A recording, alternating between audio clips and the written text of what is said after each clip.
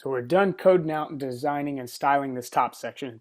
It's great for a landing page. It's clean, simple, and has a clear call to action. In this lesson, I want to talk about Bootstrap's grid system so we can understand what's going on down here. And through understanding that, then we'll be able to create any sort of layout we want for any site we want.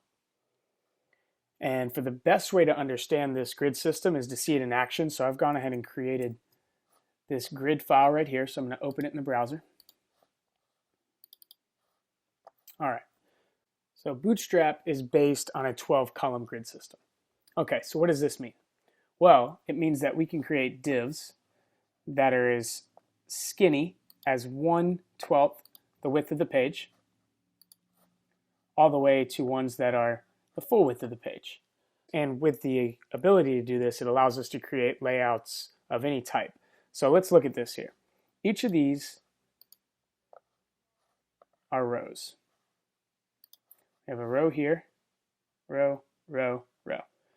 Now this top row consists of 12 divs that are 1 column in width. All right, so each div's 1/12 of the page in width. All right, now we have this next row. Right here, you have one div with 2/3 of the page and one div with 1/3 of the page. So this is saying here that we gave this column a width, or I'm sorry, we gave this div a width of 8 columns, and then here we gave this div a width of 4 columns. So you can see it now, 3 divs of equal width, each has 4 columns of width. And then here, 2 divs of equal width, so each are half the page, each are 6 columns of width. So with this, as long as you make the divs add up to 12, you can create an infinite number of combinations. So, you know, we could do 8 and 4, we could do 3, 3, 3, and 3. You got 4, 4, 4, 6, 6, 6. All right. Now there's 2 rules we got to follow here that are really important. First of all, each of these rows have to be within a container div. So you can see each of these rows are within this container div here, and even easier to see, we'll go over to Sublime. See, each of these rows are within this div class container. Now,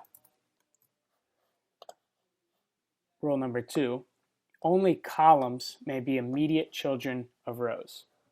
So each of these are columns, and they all have to be immediate children of rows, and only columns can be immediate children. So let's go over here and look at our code here.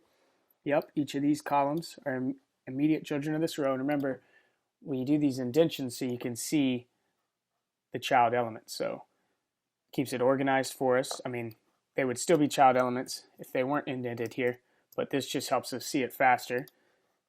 These 2 are child elements, immediate child elements of the row.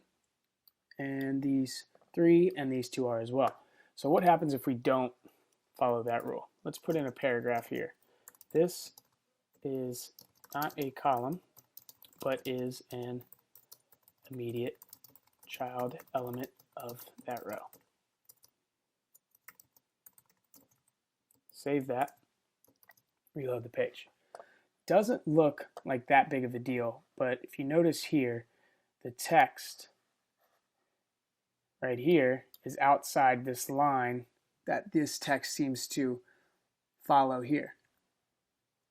The reason why is because of this container, and we're not following the rules here, so this paragraph pushes outside of that container. So, and to make it even worse, say we just said this makes it worse. Now it really looks messed up. So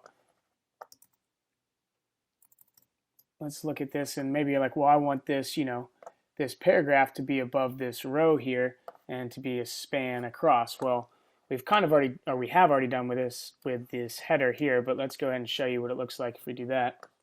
So let's take all this out, and you can just make this paragraph right here. This is within the container, but outside the row. All right, so nice. Now it's all on this line. Okay, so what does all this mean? Basically, you can use these to make any layout you want. So you can see here, these are 3 columns, or 3 divs of equal width. which ends up looking like columns here. See, all 3 divs equal width here. So what they've done here is they've done 3 columns, 3 divs with a width of 4 columns. That's exactly what we have here. Just looks a little different because the padding and the background, or I'm sorry, because of the background and the border. So now you can see it. And then you can take those columns and style them even more with CSS so they look as good as these do, which we will be doing in the following lessons. And for those of you out there that might be following along and picking this up quick and have a couple questions, I know what you're thinking. So first off, you're wondering, well, Ryan, you said that divs are block elements earlier in the course, so how are they all on the same line here? Because they should be going to a new line. That's a great question. I'm glad you picked up on that because that means you're learning fast. For now, just take it as, this is one of the benefits of using Bootstrap so that we can build things fast. And what we will do is we'll go over this later in the advanced parts of the course. But for now, Bootstrap has already taken care of the code for us. We're going to rely on them. They're professionals. Hundreds of sites use this, and this is a big benefit of using Bootstrap and being able to build sites fast. Then number 2, you've noticed on all these divs that we've been typing in that the class has column and a number, but it also has this MD right here.